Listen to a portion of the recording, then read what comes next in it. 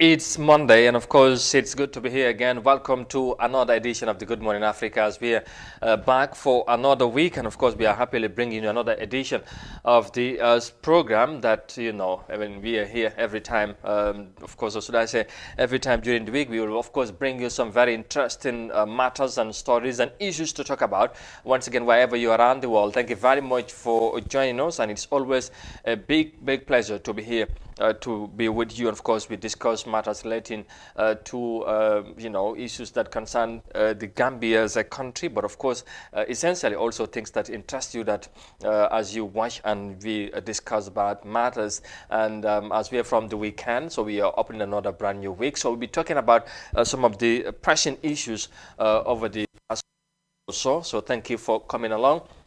su ko defee mbokk yi ñu ngi leen di nuyuwaat beneen yoon ñu awaat mbégte del suwaatee ci suba si le xam ngeen ne bu waxtu bi jotee saa ci waxtu bi ci biir week bi Monday ba Friday ñu ànd ak leen ci li nga xamante ne mooy ci jotaay ji Good Morning Africa ñu am nag mbégte lool àndaat ak yéen beneen yoon ci jotaay ji ñu ngi leen di jaajëfal bu baax a baax fu ngeen mënta nekk ci biir réew mi ba ci biti réew waaye tamit ci ni ngeen ñu taamoo ci safoo bi waaye ci kolute bi di leen wax jërë ngeen jëfati ci jotaay bi tey ci li nga xamante ne lu ñu fas yéene waxtaane bu njëkk na ci bokk li nga xamante ne wàllum COVID-19 ay mbiram li nga xamante ne mooy vaccine bi mooy ñàkk bi ak tamit fu mu toll ak tamit dafa mel ni Gambie tamit am na ci wàllam ci li nga xamante ne mooy ci garab bi nga xamante ne ci wàllu mbas mi la ndax coow li bari na lool ak tamit nuñ koy defee ci yu mel noonu nañ ci ñëw ci léegi-léegi ndax yegsi na ci réew mi leneen liñ ci toftal yëfi TRRC xam ngeen ne ba léegi liggéey bi mu ngi continuer gannaaw buñ dooree last week yelli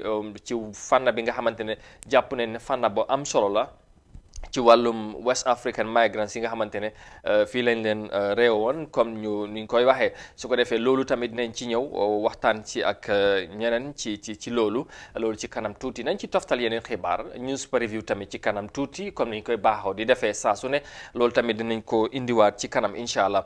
Well, viewers, once again, thank you for joining us. We will just go straight to what we are going to talk about this morning. We'll talk about the COVID-19 vaccines. We're also going to talk about the TRRC and some very interesting matters this morning because we already have a guest lineup in this morning's program. But first, to matters of the COVID-19 vaccine and its distribution around the world, because Gambia receives over 37,000 COVAX strains ahead of COVID vaccinations, of course.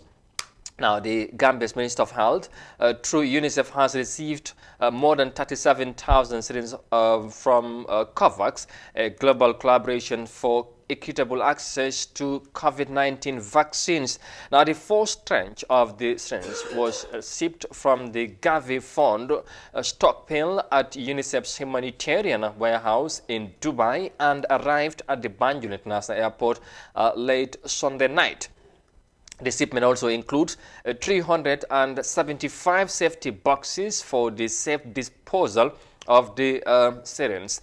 Now, Dr. Amadou Lamin Samate, the Minister of Health, said receiving the vaccines would better prepare the country for the task ahead for the equitable distribution of the vaccines to the Gambian people. He says plan for the vaccine rollout is at the final stages as priority would be given to frontline health workers and other vulnerable groups such as the elderly and those with underlying medical conditions. Well, Mr. Samate also commended the global partnership and solidarity as taken further, of course, in what he called what he calls, of course, for supporting donor supporting the what he calls. So that's just the message here. Gambia finally has its share of the COVID-19 vaccines. Over 37,000 syringes have arrived in the country, and the minister have commended the global initiative and of course calling it a laudable one indeed for that matter. But also Gambia is very much prepared. Its preparations are almost on the final stages now for the distribution and fair distribution, I should say, of the vaccines. And of course, the forced to be in, to benefit from the vaccines in the country are going to be the frontline health workers, and of course the vulnerable groups, including the elderly and people that are also, in serious medical conditions. Also would be people that would force benefit from the COVID-19 vaccines. So this support comes from through the COVAX support as initiated by the WHO and other global partners to make sure that developing countries, also that's a countries around the world, all benefit or receive the vaccine in a rather very fair and equitable manner. su ko defee comme ni ngeen ko gisee noonu mooy COVID-19 garab bi mooy lu ñooy ñàkk nit ñi pour ñu gis ne feebar bi daal ñu seet niñ ko daanee ci réew mi comme ni koy defee fépp ci àdduna si. Ministre nag mi nga xamante ne moom moo gàlloo wàllu wérgu yaram ci réew mi moom docteur Amadou Lamine Samaté refel na bu baax li nga xamante ne mooy ni garab bi yegsee ci réew mi ci nim ko waxee nekk na li nga xamante ne lu am solo te tamit fekk na Gambia waajal na boppam ci nu ñoo fexe ba nit ñi nga xamante ne ñoom ñoo war a am garab bi ñu am ko ci num li nga xamante ne mooy ci yoon, waaye tamit ñu fexe ba lépp tegu ci anam bi nga xamante ne mooy anam bu am solo la, ndax tamit ku ne war na cee gis boppam. Waaye nag am na ñi nga xamante ne ñoom lañ bugg a njëkk a jox garab bi, mooy ñi nga xamante ñoom ñooy jàmmarloo ak feebar bi, mooy frontline health workers comme ñu ngi koy waxee. ñoom ñi nga xamante ne ñoom ñooy jàmmarloo feebar bi, ñoom ñuy féetoo ci wàllum wergu yaram bi, ñoom lañ ko njëkk a jox. waaye tamit surtout mag yi ñi nga xamante ne kattan bi day wàññeeku, ñoom tamit foog ñu soxraale leen ci yëf yi, ak tamit ñeneen ñi nga xamante ne ñu ngi ci ay conditions yu xala doy waar ci wàllum wéradi yoo ñoom i tamit foog ñu bàyyi leen xel ci yëf yi. waaye daal jàpp leen ne li ci am solo daal mooy comme ñeneen réew yi niñ koy defee, Gambie tamit daanaka toll na ci ndax garab bi yegsi na fii te tamit ñu am yaakaar ne du ñàkk du yàggat lool. kilifa yi nañ fexe ñu yaatal li nga xamante ne mooy nit ñi nuñ koy jotee. gannaaw loolu junjoon naa ko ci njorte bi comme niñ koy waxee, ñu wéy ci programme bi wax ci wàllum TRRC bi ak ay mbiram. loolu tamit dina am solo bu baax a baax ñu yegsi si loolu. am nañ gan gi nga xamante ne dañu war a waxtaan ak moom ci process boobu bi nga xamante ne TRRC bi door na ko last week, wàllum West African migrants yi. dina am solo ki nga xamante ne yàgg na cee wax, yàgg na cee xeex, am na ci taxawaay tamit. ñu waxtaan ak moom ci loolu incha allah, ci loolu la ñoo yegsi. And yes, now we'll move to matters of the TRRC. And as you know, the Truth, Reconciliation and Reparation Commission, the TRRC, began the hearing of the West African migrants' alleged massacre in the Gambia by the former regime under the leadership of ex-President Yahya Jammeh. And now, of course, joining me on the line to discuss more on that is Mr. Jigan Gray Johnson, a human rights advocate. And of course, yes, but before we bring him, let's go with the story, of course, and then we will come back and then engage Mr. Gray Johnson on that. The NIA has also gained a fearful reputation for harassment of political opposition and news media. Ngor Seka, a former acting Deputy Director General of the NIA, draws comparison between the NSS and the NIA. All we do was to collect intelligence. Information,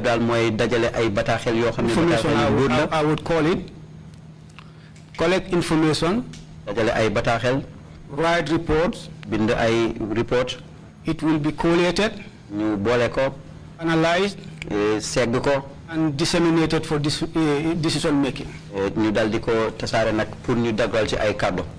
This was that NIA. I think shortly after the inception of the NIA, there was a unit created called the Investigation Department. Investigation Department. I wouldn't be able to say what was the rationale behind creating that unit. Then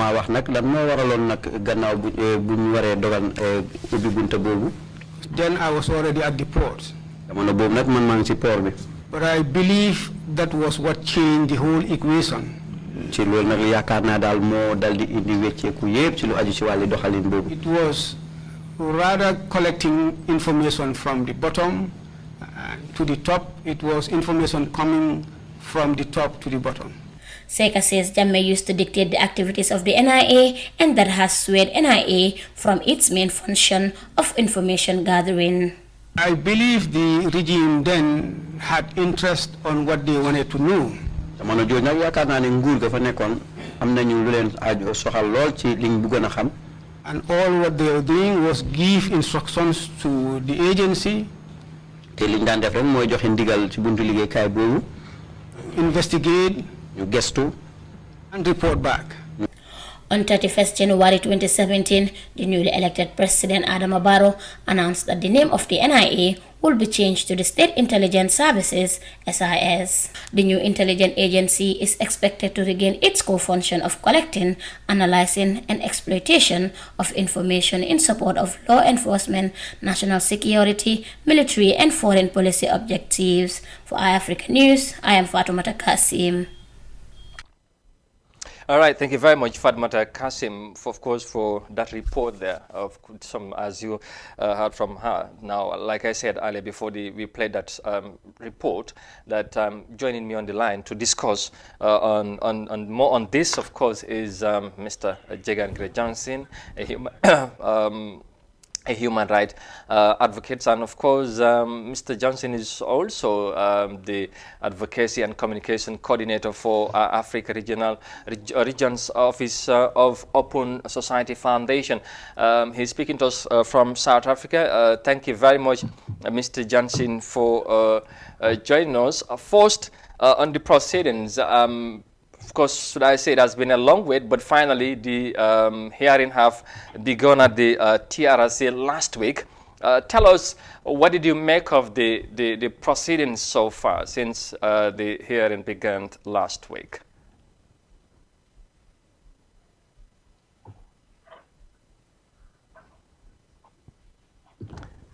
Yeah, can you hear me, Mr. Johnson? Mr. Johnson, can you hear me? It looks like he's not hearing me as of now, but we're trying to get him back. I can't hear anything. Yes, if you can hear me, Mr. Johnson, you know, we want to discuss here your thoughts on the, you know, the TRRC hearing that have started now on the West African migrants who were alleged to have been killed in the Gambia. Yes, now I can hear you. Yeah, so we would want him to tell us what did he make of the proceedings and some of the other issues as well, because he's part of the very people that have been keenly following and advocating also for the, you know, for justice to be done on this matter or issue. Mr. Johnson, once again, thank you very much for joining us. If you can hear me now, thank you for speaking to us. Welcome. You're welcome. I can hear you. Very well. It's good that we have a better line now. Thank you very much. I was just going to ask again. I know you have been very much interested and keenly following these proceedings, but tell us first, what did you make of the proceedings so far? Finally, probably it has been a long wait, but the TRRC has begun hearing the West African migrants case here in the Gambia. What did you make of it so far? Well, the good thing is that I think we are reaching a milestone, a chapter where the victims, of which we're still unsure of the exact numbers, but again, we can easily and quite comfortably or uncomfortably say that it's upwards of 56 to 58 migrants that were innocently killed. And I think this week would be a unique period where they'll be able to at least tell their story. As more importantly, the stories of the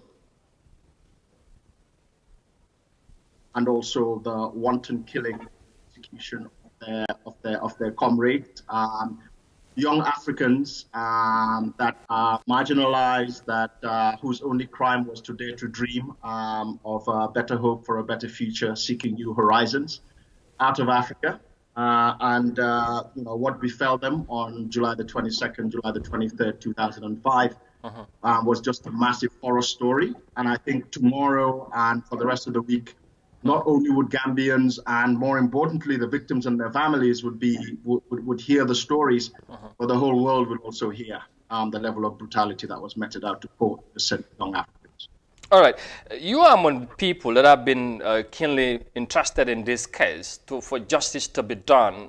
And again, most of these migrants, most of them are Ghanaians, and you have been talking to the families or Ghanaian activists and also politicians to make sure that they will help you push, or together we will push for this hearing to be done or justice to be served.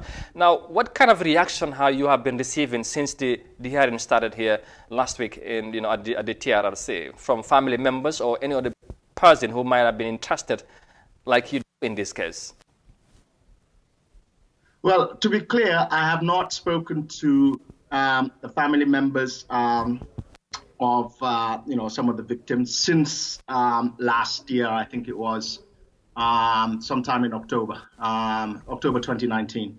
That's when I flew to Kumasi and interacted with the family members of the victims. But I have been speaking to our colleagues in Accra that have been leading the fight for justice through the Justice Tujame Coalition Ghana, and Axila and CDD Ghana and others, including one or two of the victims that would be testifying, I believe, tomorrow. So clearly, it's been a long fight. As I said, 2005 to 2022 is more than 20 years now down the line, but they're beginning to tell the stories. And we hope that, apart from the storytelling, what the most important thing is that both the governments, and in this case, subsequently, there are more than, it wasn't only Ghanaian nationals that were killed. There were Ghanaians, there were Nigerians, there were Senegalese, there were Togolese, there were Sierra Leoneans, now we hear. There were Liberians, there were Nigerians. So there were at least 7 to 8 different nationalities whose citizens, were butchered.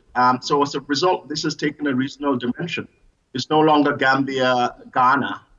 It is Gambia and the rest of ECOWAS.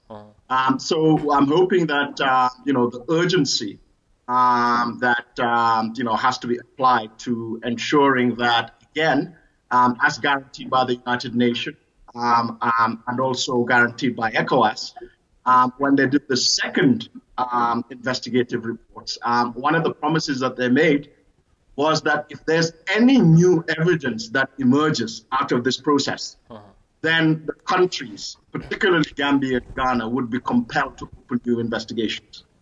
This evidence is new.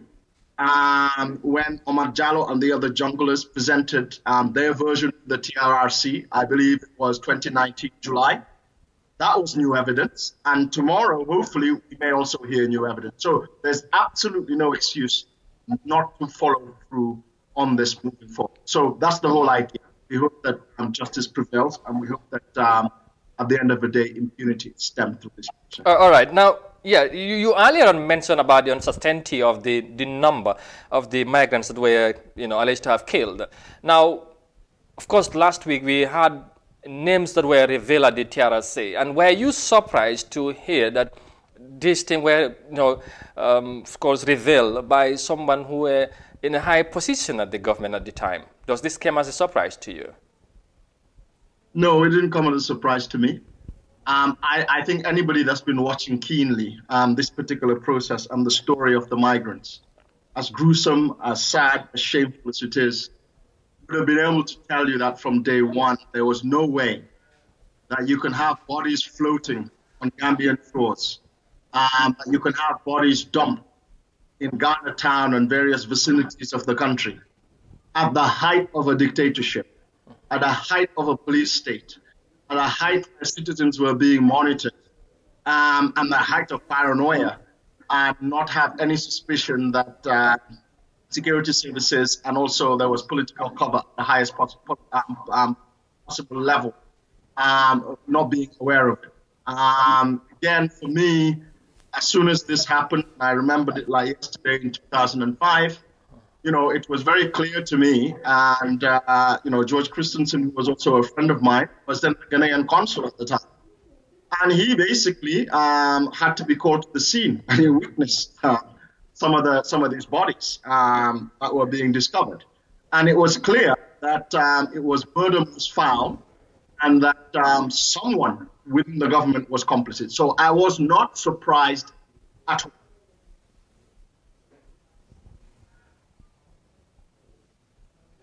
Yes. Well, again, I think we lost him again on the line. Yes. Can you hear me, Jagan? I can hear you clearly, yes. Yes, okay. Thank you. Now, again, if I may ask, do you think this will be a turning point in your quest for Jammeh to justice? I don't think it'll be a turning point. It will be reaching one milestone. I mean, the turning point is when justice or the wheels of justice turn a lot faster than they're turning currently. And we are able to, one, ensure that, and again, that there's political will on all sides.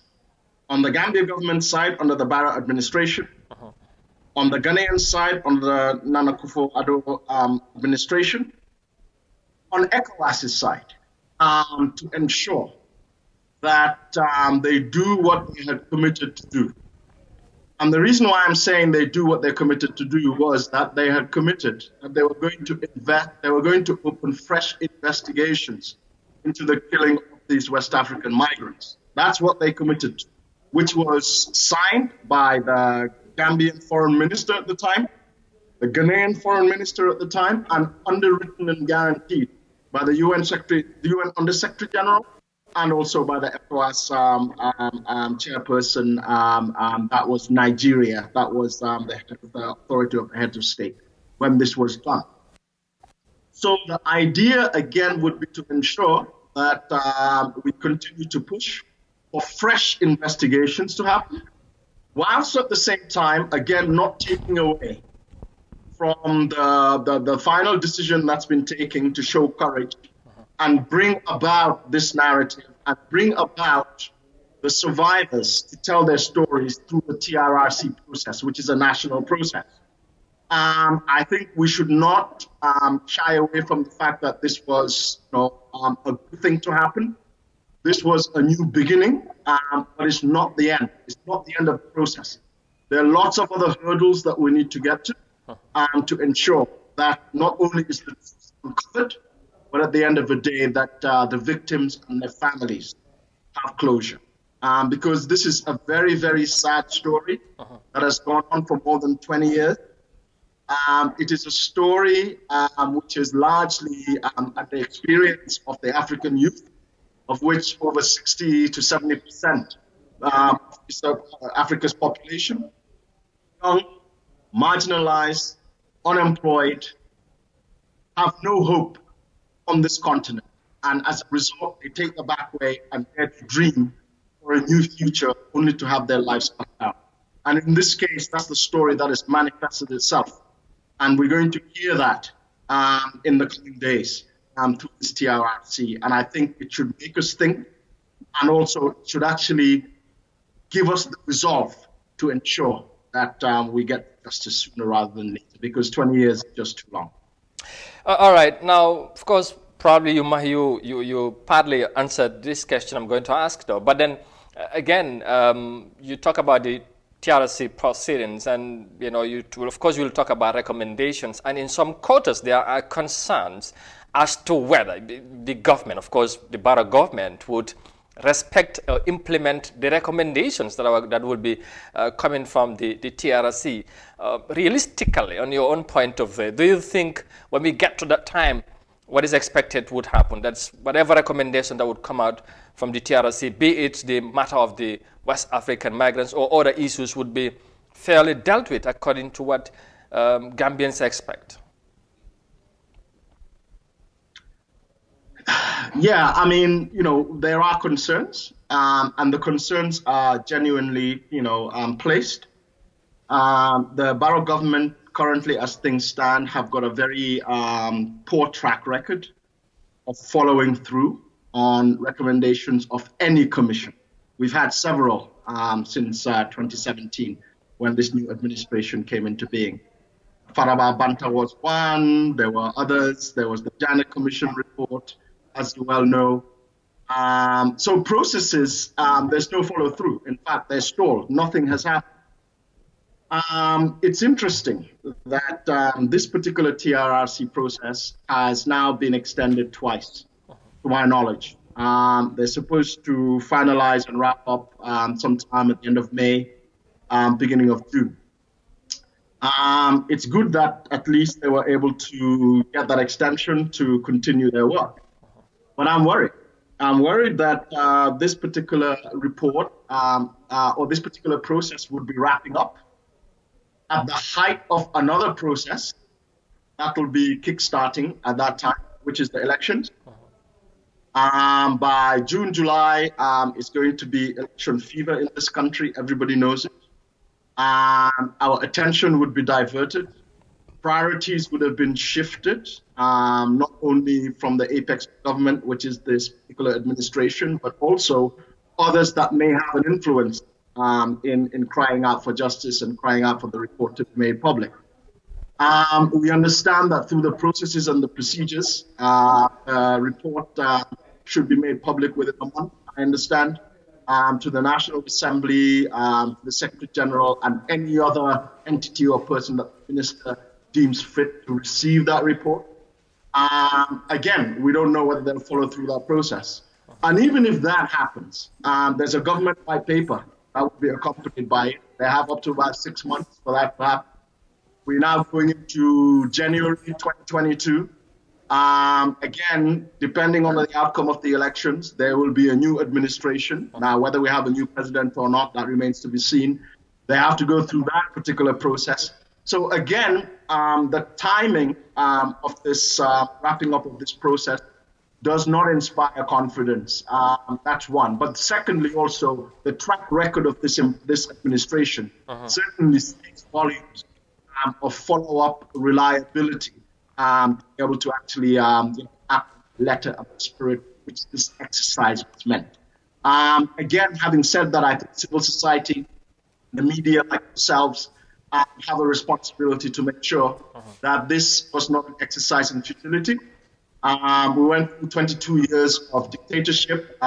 We have had almost 2 years now of the, well, more than 2 years. It's going to be 2.5 years, and closer to 3 years of the TRRC process, which is longer than most TRRCs around the world. So as a result, after millions of dollars that's been spent, a lot of time, many witnesses, let us make sure that this exercise is fit for purpose. So as I said, to answer your question, let's wait and see. But we shouldn't wait too long to start putting pressure on the government to do the right thing. All right. Of course, we will wait and see. But just finally, Jegan, of course, like you said, it's been a long wait, but finally, we are here. The hearings have started. What are you looking forward to in the next possible coming days or weeks or so on these hearings? Of course, we understand maybe one of the survivors will be coming from Ghana to testify before the commission, and maybe another one from Nigeria. But what are you looking forward to in the next coming days? I mean, I think it's important just to state that it's not necessarily about me or about anybody else. It's about the victims.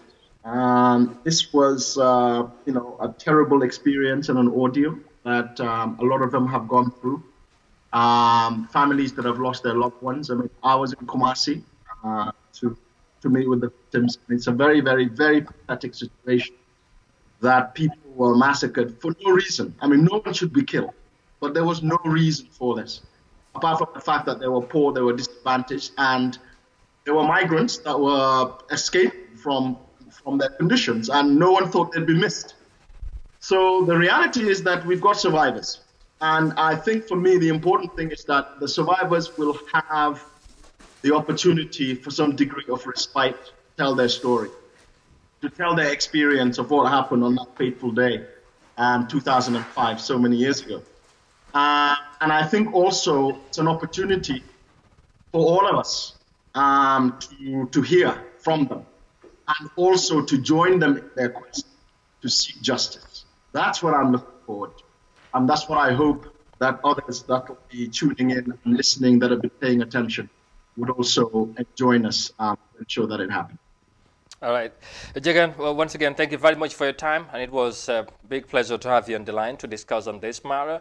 And thank you very much once again, and do have a very nice day. Thank you. Same to you. Thank you very much. Thank you.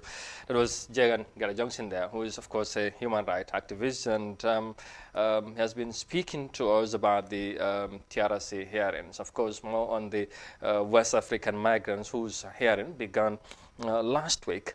And, of course, we hope sessions of that hearing to continue this week, beginning today. And we'll bring you that proceedings later on, of course, live on Africa TV, so you can wait for them. But before we get to that level, we're still going to stay with the program and now talk on politics away from matters of the TRRC. Now, political party leaders and other stakeholders were in Abuja to continue talks of reviving the draft constitution that was rejected by some National Assembly members in September 2020. The delegates arrived at the Banjul International Airport on Thursday, and after Abuja negotiations failed to yield positive outcome. Now, let's remind ourselves some of the things what they said, and here's a report done by Bint Jallo. Yes, of course, then we would, move on. That's some of the images. That's the Minister of Justice. You have, of course, the CA Alliance leader, and this is Mama Njai of the NPP. They are speaking at the airport. But, of course, we would maybe bring back some of the things that they said when they arrived at the Banjul International Airport. But the good thing is that we can safely tell you, as most of you might have already heard, is that there were no tangible agreement as to what would be what's will be done to save the draft. su ko defee rek pour ñu yaatal waxtaan bi comme niñ koy defee saa su ne ci liggéey bi ñu gannaaw bu ñu waxee ci wàllum TRRC bi ñu ñëw ci wàllum draft bi xam ngeen ne coow li jeexagul ba léegi tey nag ñu ab dalal ki nga xamante ne mun naa wax ne ci réew mi moom moo gën a miin parlement bi ci wàllum ñi nga xamante ne dañu fay dem jël xibaar xamee nañ ko taxawaayam loolu bu baax a baax Kex, thank you very much for coming, and it's always a pleasure also to welcome you here. First, we'll just allow you to say our viewers, you can do it anyhow. We'll speak in English, Mandinka, and Wolof. Jahas is equally versatile. So thank you for coming. Thank you very much once again, and good morning to iAfrica listeners, and thank you for having me once again on this platform. I'm grateful to be here. All right. Thank you very much. Like I said, of course, of recent, the talk around town has been the draft constitution, talks that are still going on, I should say. And of course, last week, political leaders traveled all the way to Nigeria to continue the talks, and of course they met with the former Nigerian President Goodluck Jonathan. But interestingly, there were no agreements that were after the negotiations in Nigeria. And you are some of the people that were keenly following the proceedings, but equally you were in Parliament when the draft was rejected. You had the arguments of the different National Assembly members. First, tell us what did you make of the process, the negotiation, the talks that are going on as we speak. Yeah, thank you very much. Just to reflect our mind on what led to the establishment of the TRRC until we have a draft constitution. Yeah. This was a coalition in their manifesto. Yeah. It was, they informed the Gambian people that whenever they came to power, their first mandate will be to review the draft constitution, that's the 1997 constitution, so that they will give Gambia a new start by coming with a new constitution, and which will usher in the Third Republic. Yeah. And after the victory, they assigned the National Assembly members to established what we call the CRRC. CRCs, and they came to Parliament and established what we call the CRRC, and they gave them all the acts and the mandate to draft a new constitution for the Gambia that will usher in the Third Republic. And this was done, and the TRRC went and consulted both Gambians home and abroad, and they came with a draft constitution. And all the requirement is after doing all the consultation and draft a document, you should tender it to the president, and within 1 month the president should submit it to the National Assembly for them to review and adopt and accept it, and it goes to sent to IEC for referendum. When the CRRs finished their job, it was presented to the cabinet, and normally in procedures, cabinet will come with their position in regards to the draft constitution, which the cabinet did. They came with a white paper showing some of their dissatisfaction with some of the clauses in the draft constitution, which is natural. All of us have our observation when it comes to the draft constitution. Even me personally, if you ask me, I have some that I will not agree, and the ones that I will agree. So, but the cabinet has no power to amend or to touch anything. As it is presented to them, that's where they will submit it to the National Assembly, and which was did. Then it's open for the first reading. The Minister of Justice tabled the bill before the National Assembly members. It goes through the first reading, and in the second reading, where they should discuss the merits and the general principles of the bill, the National Assembly members were in worry to kill the draft constitution at the second reading, which actually they could have leave it to the committee stage, where they could have look at all the clause by clause, inviting the CRC to come, and they will look at clause by clause. If they are not satisfied at that stage, they can kill the draft constitution. But recent best known to them, they decided to kill the draft constitution at the early stage, premature stage, which is very unfortunate for the Gambia. And we could see that, you know, there are only few disagreement or dissatisfaction in regards to the draft constitution that the members have. And for me, we could have looked at the bigger picture than those things, and if we had allowed it to go to the third committee stage, they would have the opportunity to the CRRC, because they will be invited as the subject matter specialists, and they could have explained to them why this clause was in the draft constitution, what is the motive behind it, and listening to the explanation, they might be convinced, or maybe the idea that they had before might differ from what they will have after the explanation. But this was not given the opportunities for them. They were talking about so many things, and this was very unfortunate, and that's how we are still now. That's the stage we are. It was sent out of the parliament, and negotiations are still going. Okay. Yeah, I think it was a very good that you remind us, trying to reflect back where we came from to where we are at this point. But then again, of course, there were several concerns that were raised by different national assemblies. But to many, of course, by the way, before we talk about the recent development, many thought one of the main reasons why the draft was rejected is because of the retroactive law. Do you see with the same opinion on that, or you think it was more or less general concerns that the National Assembly members have? That was the reason why they opted not to allow it to proceed to the committee stage. Yeah, that clause is key. Not only that, but that is the key factor, and that is what is keeping us up to today. The retroactive approach that the draft constitution has, the drafters has included in the draft constitution, by saying that the president should, the 5 years, this first 5 years should count in first two terms, that is yeah, but one will understand why that was in the clause, because we believe that this should be a transitional government, a government that, you know, just is instituted to put on reforms, and the drafters draft the constitution based on the the transitional agenda, that the president is a transitional president. It's not a full-fledged president, but is there to take us through the transition. This is why they have drafted it. But it is something that is debatable. Others will say that, you know, if you go into legal terms, people will tell you that you don't draft law, you know, to hunt an individual. That is very wrong. When you are making a law, you make a law basically for the general because citizen. For some reasons, people that are at the side of the president would tell you that it personally targeted the president. It targeted, and one could say he's the only president here. He's the only person who have served 5 years, so meaning that that clause is directly targeting an individual, and it is something that is again. But if you look at what we intend to do as a Gambia in terms of transition, for me, somebody who have stood on platform and tell Gambian people that vote for me for a transitional period of 3 years. If you have 5 years, I think you should be satisfied with the 5 years, or you have 10 years, because they said this one is not coming. That means you have another 5 years to serve and make it 10 years. I think that should be satisfactory. But it's written are best known to the executive, they refuse. But these are so far the issues that, you know, that's the bone of contention. That's why that is keeping us up to today. That even get to Nigeria, Abuja, but that is one of the still now they said they could compromise with everything, but this one they could not. Interesting. I know we will switch the discussion into local language, but before we do, now,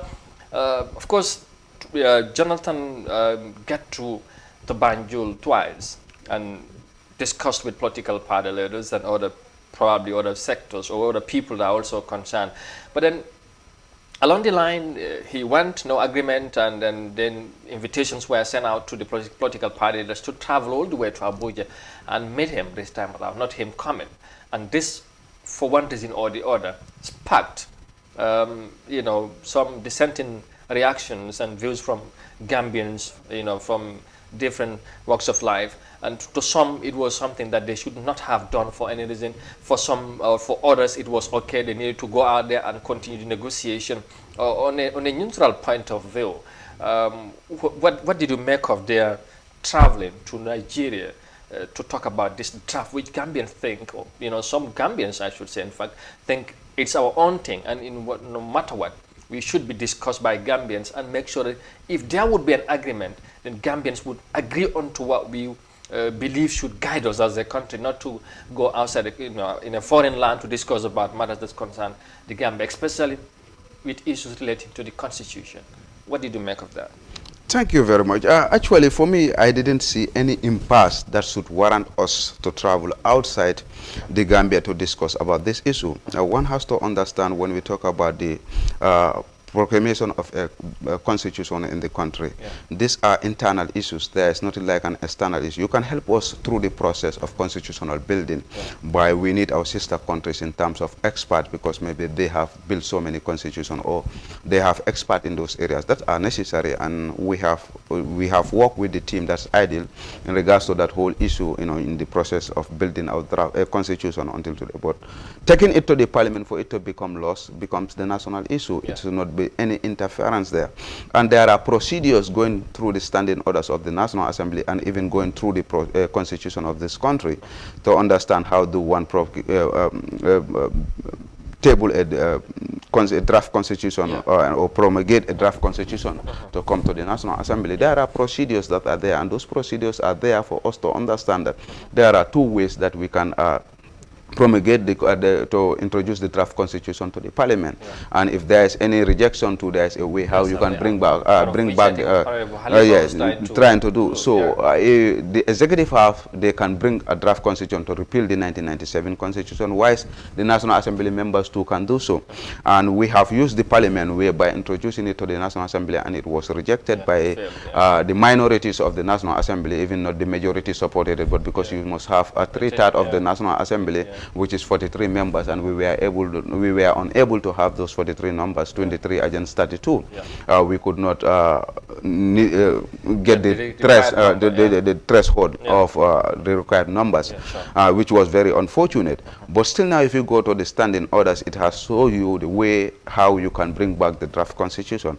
And I have seen this negotiation is all championed by the executive, and the executive means that they want to bring back the draft constitution to the parliament. The best thing they could have done was to consult the National Assembly members that have rejected the draft constitution, because if you look at the trend, those who voted against the draft constitution are all in the side of the executive. So all they could have done was to call those people and tell them we have an interest in this thing, and this is a legacy that we want to put in place to make sure that we have a new constitution also in the Third Republic. You guys have taken a position and we have understand your position, but for the interest of the country, why can't we revise our decision? And they could have come with a motion to rescind their earlier decision, and it will be introduced in the National Assembly, and they will give him the chance to go to the committee stage. Notwithstanding, executive too could have ask the National Assembly members who have rejected to come with a motion and change their first position and negotiate. Maybe we could have, because they have the power to amend. If they go into the committee stage and feel like, okay, having the retroactive approach in the draft constitution will delay the entire process, why can't we just remove that one, take that one and give the president the chance? So that's the only bone of contention there. But I have a problem too in regards to political parties moving from the Gambia, going to Abuja to discuss without any consultation with their members. And political parties should be very mindful, because certain acts shows a sign of dictatorship, because this draft constitution is not a constitution by any political party. This was drafted by Gambian people, both home and abroad. It was the idea of the Gambian people that constitute the draft constitution. They consult each and every. But these people, they left outside this country without consulting their members of political parties to tell them that we are invited. They seek the opinion of those people, or even take permission from them, because they are representing those people. One individual cannot go and just make a decision on behalf of an entire political party. That is a tendency of a dictatorship. And I heard other people, when they came at the airport, they said they went and agree on, they will negotiate, they are ready to negotiate or compromise what we call the appointment of ministers, because in the draft constitution it is there that the president will appoint, but the approval must be done by the National Assembly. And in any democratic country, that's how it's. But I had political leaders at the airport, they said they have agreed or compromised that now, they will leave everything in the hands of the president to appoint ministers and sack them at any time. And they talks about the chief, because in the draft constitution it is very clear that the chief must go through election rather than just an executive just appointing them.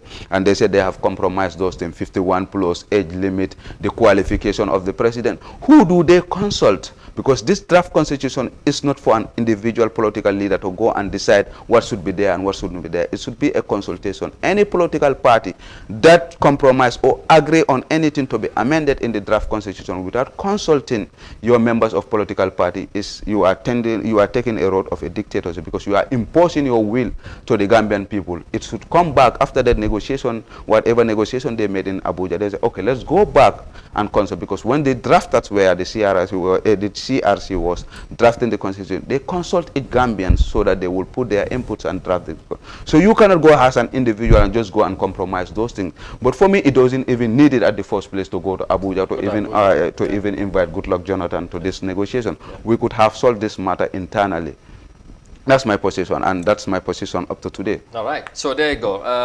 Of course, that's why it is, and many Gambians equally believe it should not have happened, no matter what. Many of us are interested that we want to revive the sleeping draft constitution, if it's not already in a coma, but whatever it is. Efforts have been done, are still ongoing to make sure that the draft is back to life.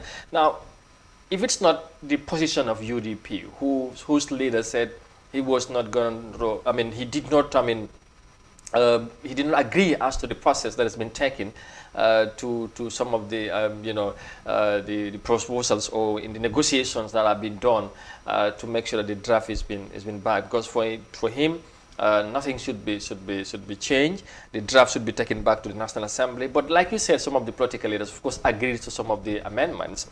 So again, don't you think, despite all that you have said and the concerns that you have just read, if it was not because of that, they would have agreed in Nigeria, and then we would have been talking about something different, and maybe the process of taking the draft back to the National Assembly would have been on course by now.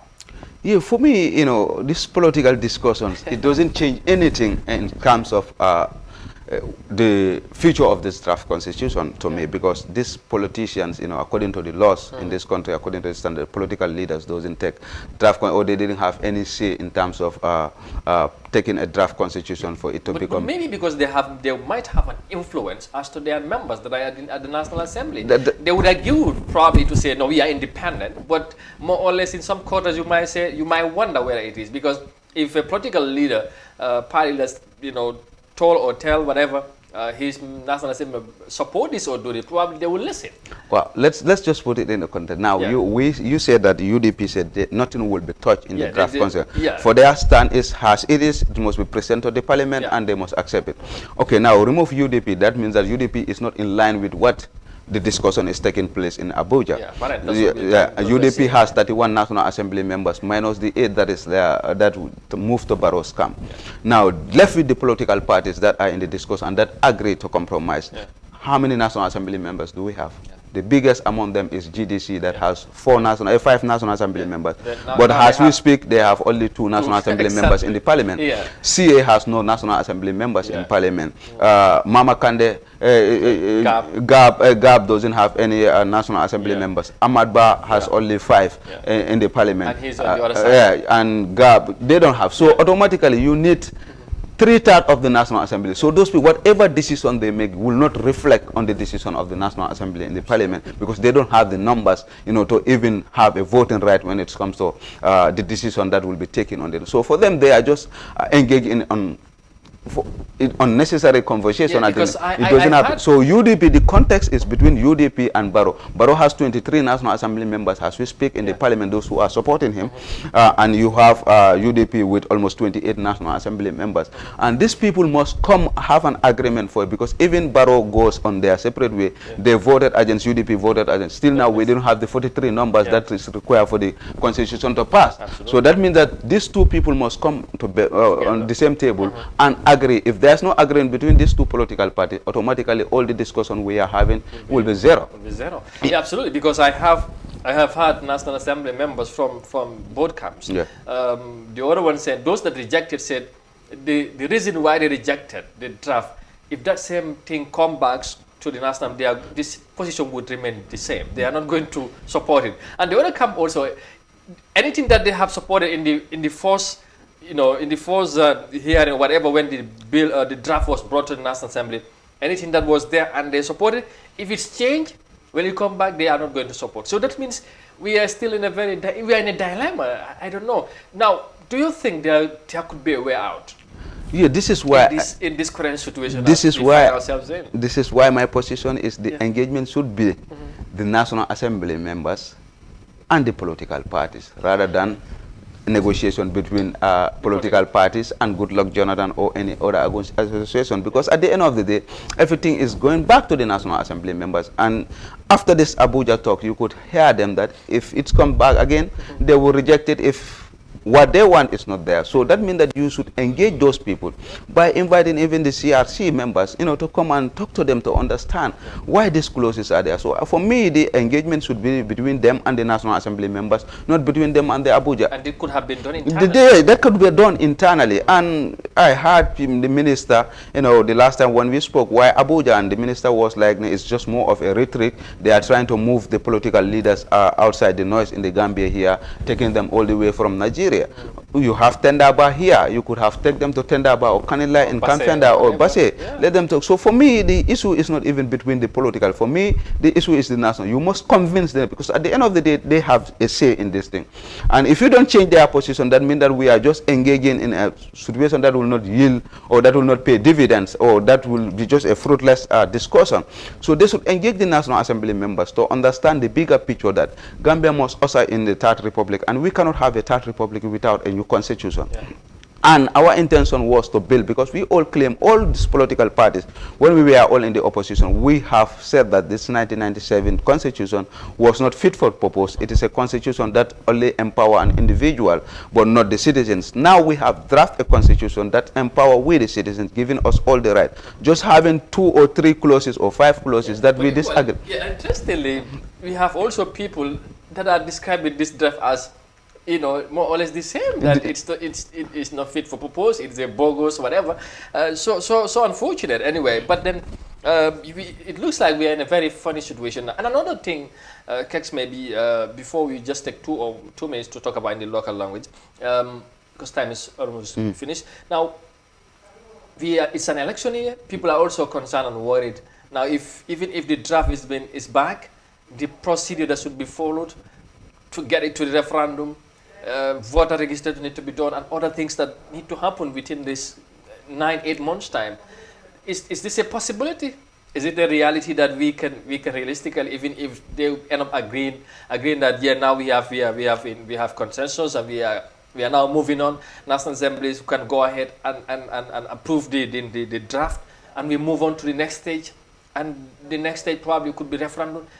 Can we do this in this time frame that we have at this moment?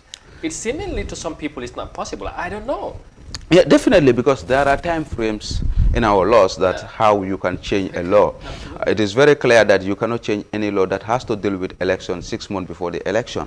That's very clear. So that means that from here against June, if we didn't change the constitution, that means that we cannot change any laws in this country, because that's what the law says, that you cannot change any law that has to deal with election 6 months before the election. So automatically today we are in March on the 1st. Today's March on the 1st. So automatically we are left with only 9 months to go before the end of before next election. Election is on the 4th December by the grace of God. So automatically we have a time, and the procedure that they are taking, if the National Assembly members didn't rescind their earlier decision, because if the National Assembly members rescind their decision, that means that where they stop the second reading, that's where they will continue. But if it has to come through the executive way, that means that they must draft a new constitution that is different from what was rejected by the National Assembly, and that has to take another new process by gazetting it for 3 months, 10 days at the gazette, then introduce it on. So remove 3 days, 3 months, 10 days from the months we are now. We are talking about maybe March, April, May, June. That should be June. So automatically that means you have already reached the 6 months, and the law says that 6 months before the election you cannot amend any law. So automatically we have to act right now. If done, then we are going with the 1997 constitution. And one of the main concerns in this election is of course the two-term 50% plus, and all those touch elections. Yeah, and all that. So probably, and many would be. I don't know how people would say this, but if we had to go with the 1997 constitution again in this election, that would be something else. But just quickly, rek pour ñu tënk waxtaan bi, Keks kon ni ma leen ko waxee woon ku yàgga dem si naas moom moo gën a réguler bu yenn député sax mun naa wax ne moom moo fa dee gën a dem. ñu am mbégte nag dalal ko ñu waxtaan li nga xamante ne mooy situation draft bi si tënk rek Keks xam naa lu ñu war a wax lu ñu wax bari na. waaye pour temps amul tey situation bu ñu nekk wax nañ ko léegi ni ci angale. waxtaan bi mu ngi continuer di am ba léegi of course Jonathan dafa war a ñëwaat on the 8th next week ci Gambia so yaa ngi doon wax ne tamit waxtaan boobu est-ce que da am na solo ak yu mel noonu waaye li ci bëgg a wax rek mooy réaction bu feeñ jamono ji Gambien su bari dañ mer li tax suñ political party si war a dem ba biir Nigeria pour kon ne waxtaan bi am na nag ñi nga xamante ànd nañ ci waaye ci tënk rek lan noo ko gisee ak ndax yow jàpp nga ne yëf yi nu moo demee ni mun nañ cee génn. waaw dëgg la soo gisee wax bi bari si social media bi. because am nga sooy def dara loo xam ne dafa laal the life of the people. dafa wala réer. su réerut rek. nit yi ku nekk rek da nga am sa opinion te opinion moom ku nekk waa entitled to so ku nekk mun na koo gisee noonu. bii bu invitation bi ñëwoon su fekkee ne political leaders yi dañ oon am press conference wala dem si TV ñu ne leen ñun fu mu nekk nii daal gars yi dañ ñu oon Nigeria pour ñu dem ñu waxtaane ñu wax ko seen nit yi dinañ ko nag ba lii dafa mel ni sax dañ ko nobu sax gars yi dañ ñëw rek benn suba rek fan ñu dégg ne gars yi dem nañ Nigeria kenn waxut there was no press release from the ministry bi ama dégg jiyaate sa interview minister bi mu ne closed door meeting la closed door meeting an issue of constitution boo xam ne affect the life of the people te ñun ñoo war a decide nañoo wax ne it's a closed door meeting. That means you should hide from us, bring in jail decision, then you come back to us, then you want the decision, then you are acting in our behalf.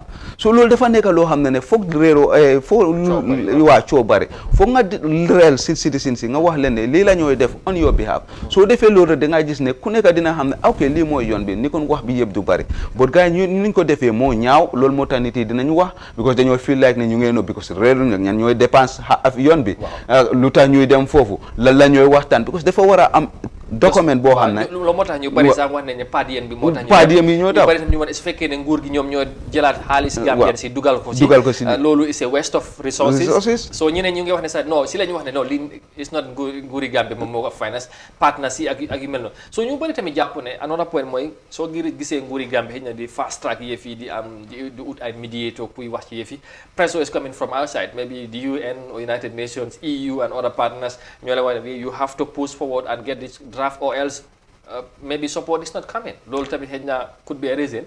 waaw loolu su fekkee dafa war a am foog naa ne executive ñoom si process bi gunge ñu pour ñu am draft constitution contribute nañ trop si yoo xam ne mooy outreach of the people dañ dugal seen xaalis yi foofu di ñu jàppale but ñoom lu ñu mun a def rek moo nekk ne wax ñu daal ne pour OSAIN dimbale ñu suñ transition bi am nañ si kaddu because Gambia tamit bokk nañ si ñëw yëpp organisation yi so loolu moo tax nit yi su ñooy compare ne ECOWAS bu ñu doon ñëwee si Gambia fii bu ñu am impasse ECOWAS bi ñëw fii lu tax bëgguñ outside bi nit yi dañ war a xam ne Gambia dafa bokk si ECOWAS bi loolu dafa mel ni suñ kër la nga am yoo xam ne ten AU tamit we are member state in the United Nations ak yeneen so ñoom yëpp am nañ yoo xam ne suñ gisee leneen am nañ wax loo xam ne but they cannot impose seen will bi si ñun loolu moom duñ ko mun a def loolu suñ ko defee rek that mean that we are compromising the sovereignty suñ dëkk bi but mun dañoo wax ku nekk rek sa gis-gis ne lii lañ bëgg pour ngeen ñu def des nañ suñ Gambien yi because nit ñoo xam ne am nañ xel am nañ lu baax si ñun te foog naa ne mun nañoo decide on their own so foog naa ne après su fa nekkoon kon executive yi ñoom ñoo waranoo champion daw fo but executive sax ñu ngi insist ne ñoo am na foo xam ne bañ nañ so foog naa ne su presso bi nekkut fa because opposition yi moom nekkuñ si nguur gi te xaalis bi su ñooy sponsor wala def dara si executive la awee so dafa foog ne daal presso bi nekkut fa rek dañ bugg a daal Gambia bu bees pour ñu am constitution bi bees loolu moo tam ñoom tamit ñu dugg seen gémmiñ bi foofu boo nekkul ne presso finally rek ndax mun nañ génne suñ boppa si suñ nekk nii Jonathan mu ngi war a ñëwaat ndax am nga yaakaar ne bu ñëwaatee agreement dina mën a am waaw des na si Gambien yi fu mu nekk nii bon man dama gis ne ba tey rek we are channeling fu ñooy channel waxtaan bi is the wrong place nañ engage national because at the end of the day foofu la mooy delloo so foog nga engage ñooñ soo amul seen consent bi rek loo munta def rek du dem because at the end of the day ñoom ñooy decide te lu ñuy wax référendum du mun a passé mu dem référendum te jaalul si National Assembly bi so foog ñu réglé foofu njëga ñu xam ne député yi nangu nañ gis nañ di bigger picture yoo xam ne political parties yi ñu ne loolu lañ gis the interest of this country bi because yow loo xalaat ne mooy sa interest yi dëkk bi man tamit mun naa wax ne man tamit nu ma ko gisee mooy interest di fa so man dama gis ne daal engagement bi next time su comme que good luck mu ngi ñëw nañ invite National Assembly members ñu bokk si waxtaan bi suñ bokkul foofu rek affaire bi du dem te dañ bëgg affaire mu dem comme loolu I think it's a very very good advice ñu gërëm na ba thank you very much for coming ñu bàyyi rek nga tàggatoo bi next time waaw jërëjëf anam always pleasure pour ñëw si Africa TV fii pour ñu waxtaan loo xam ne la mooy pour yóbbu dëkk bi gannaaw te foog naa ne façon plateforme bi dañ ko war a gën a yaatal ñu mun a waxtaan pour ñu mun a shape the future of this country te young people nañ jóg ñu xam ne change is for them 21st century is the 21st century of the young people nañ bokk si politique and we are ready to take a leadership position to shape the future of our country thank you very much thank you waaw Kek Sanneh moom ku ko wax nga wax National Assembly loolu leen laa wax he is very much active and all that so ñu gërëm ko bu baax ci num teewee ci studio bi dégg ngeen kàddu yi mu wax kàddu yi am solo tox na yax bi leeral na lu bëri bi moom du waxi politique ak suma gaay ak mel noonu so is an independent point of view ñu ngi koo gërëm bu baax thank you very much once again for coming su ko defee mbokkay fii la ñoo emandi ak yéen tey incha allah ba suba ak jàmm ñu dellusiwaat ci beneen édition ci yeneen mbir ci yeneen waxtaan ci doxalin réew mi rek kon loolu moo ñu loolu mooy taxawaay bi yàgg ngeen koo xam su ko defee loolu la ñoo nekk continuer di def waaye bu leen sori ci kanam tuuti TRRC incha allah buñ dooree rek lépp lu nga xamante ne war na faa xew tey da ngeen ko seetaan ngeen gis ko fii ci Africa TV comme ni nga ko baaxoo di defee di leen jaajëfal bu baax a baax beneen yoon ci àndal bi nga àndal ñun waaye tamit ci safo bi ak kóolute bi rendez-vous bi suba incha allah well viewers thank you very much. Stick around, by the way, the TRRC is about to start and we will get you posted and of course as always we do, but we will be back tomorrow inshallah for the Tuesday's edition of the same program. Until we meet again tomorrow, thank you very much for listening and do have a very pleasant day. Bye from us.